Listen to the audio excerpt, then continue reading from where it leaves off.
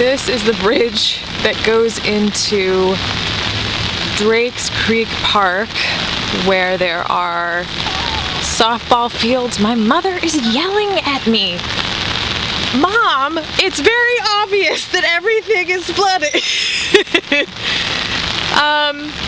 Anyhow, so as I was saying, this is Drakes Creek Park, where all of the City of Hendersonville's softball fields are, soccer fields.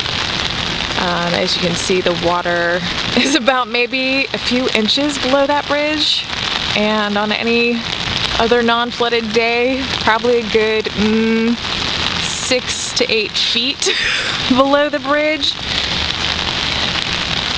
Here's the road leading up to there.